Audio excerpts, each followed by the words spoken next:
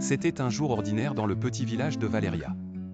Les enfants jouaient dans les champs, les adultes s'occupaient de leurs tâches quotidiennes, et le soleil brillait fort dans le ciel bleu. Mais pour Léo, un garçon curieux toujours en quête d'aventure, ce jour-là serait différent. En explorant le vieux grenier de la maison de sa grand-mère, il trouva quelque chose qui changea tout, une vieille carte.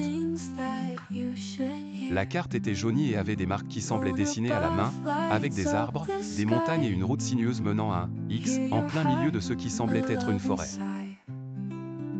Mais ce qui attira le plus l'attention de Léo fut l'inscription en haut de la carte, « La forêt enchantée où des secrets attendent ceux qui osent chercher ». Le cœur de Léo s'accéléra. Il avait toujours entendu des histoires sur la forêt enchantée, mais personne ne savait vraiment où elle se trouvait, et encore moins si elle était réelle. Avec la carte en main, Léo courut montrer à ses meilleurs amis, Clara et Ben. Ils restèrent bouche bée en voyant la découverte. « Nous devons y aller », s'exclama Clara, toujours prête pour une nouvelle aventure. Ben, un peu plus prudent, hésita, mais finit par acquiescer.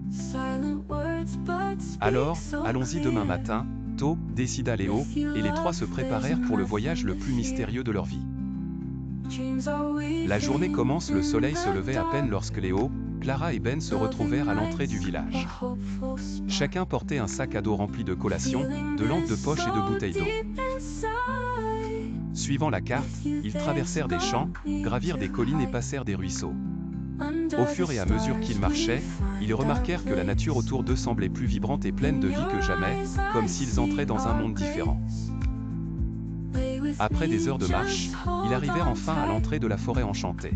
De grands arbres anciens formaient une sorte d'arc naturel, et la lumière du soleil passait à travers les feuilles, créant un éclat magique. Clara prit une grande inspiration et dit « C'est maintenant ou jamais.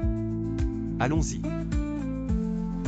La forêt et la créature mystérieuse. En entrant dans la forêt, ils réalisèrent que tout était différent. L'air semblait plus frais, les couleurs plus vives, et il y avait un léger son de musique en arrière-plan, comme si la forêt murmurait des chansons anciennes. Ils suivirent le chemin indiqué par la carte, mais soudain, une brume commença à couvrir le sol. C'était une brume dense et froide, et bientôt les trois se retrouvèrent perdus. « Et maintenant, Léo ? Où allons-nous » demanda Ben, visiblement nerveux. Avant que Léo puisse répondre, une petite créature apparut devant eux. C'était un écureuil, mais pas un écureuil ordinaire.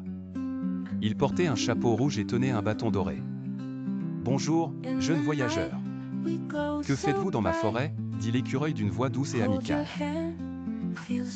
Léo, Clara et Ben restèrent bouche bée. Un écureuil qui parle ? Ils n'avaient jamais rien vu de tel. Nous suivons cette carte. Nous voulons trouver le X, expliqua Léo en montrant la carte. L'écureuil regarda la carte et sourit. Ah, vous êtes à la recherche du trésor de la forêt. Mais attention, tous ceux qui cherchent ne trouvent pas. Je suis Nyx, le gardien de cet endroit, et seuls ceux qui passeront 3 défis pourront découvrir le secret que la forêt garde.